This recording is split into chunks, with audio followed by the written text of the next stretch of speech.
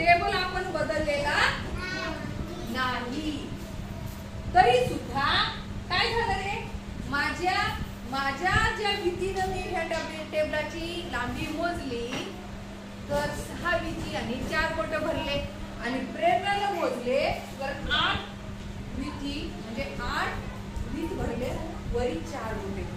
मग का फरक पडला असं?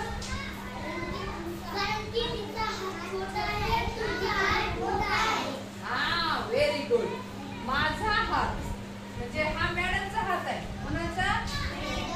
हा, मॅडमचा हात आहे.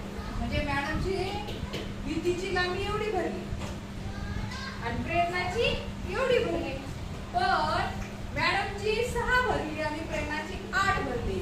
म्हणजे मॅडमची जी वीत आहे ती कशी आहे, म्हणजे माझी जी वीत आहे ती मोठी आहे. का? माझी का मोठी आहे? हा, मी मोठी आहे म्हणून माझी वीत सुद्धा कशी आहे, मोठी. आता एखाद्या माणसाचा हात भेटला तर तो माझ्यापेक्षा मोठाही असू शकतो, मोठा असतो. माणसाचा हात मोठा असतो, लहान. आता तुमच्यापेक्षा लहान बाळाचा हात लहान असणार का मोठा? लहान. का बरं?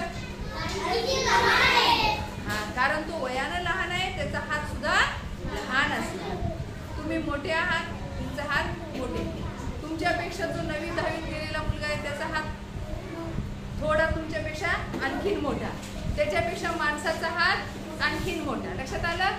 म्हणजे प्रेरणाचा हात लहान असल्यामुळं टेबलाची लांबी जास्त भरली, म्हणजे 8 वीत भरली आणि माझी 6 वीत भरली.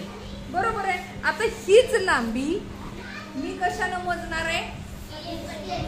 स्केल पट्टीनं. मोठी स्केल आहे का? असो, बर आहे, दे मोठी स्केल, म्हणजे जास्त वेळ लागणार नाही आपल्याला.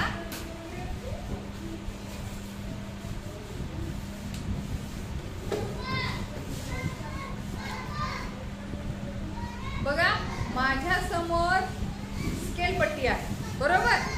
आता या स्केल पट्टीनं मी हे टेबलाची लांबी मोजणार आहे आणि प्रेरणा सुद्धा या टेबलाची लांबी मोजणार आहे.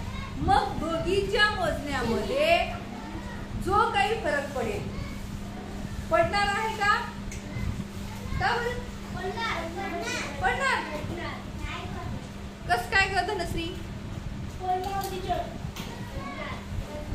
कस काय पडणार? पडणार तर कस काय पडणार आणि नाही पडणार तर कस काय नाही पडणार? कस काय नाही पडणार? हा, व्हेरी गुड. ही स्केल आहे तेवढीच आहे, मी जरी वापरली तर तेवढीच आहे आणि प्रेरणाने जरी वापरली तर तेवढीच आहे. हिची लांबी कमी जास्त झाली का? नाही. म्हणून या टेबलाच्या वापरामध्ये फरक पडणार नाही. बघा आता किती पट्ट्या मोज होतात? 1 2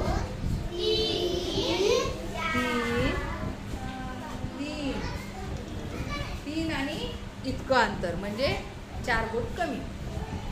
बघा, हा चल ये.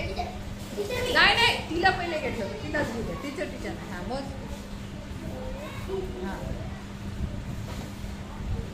जागा इकडे तिकडे जाऊ देऊ नको. हा हा, इथं घट्ट पकड.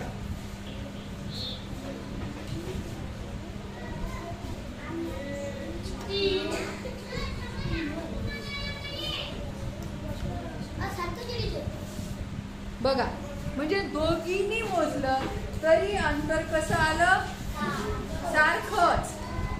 काही फरक पडला?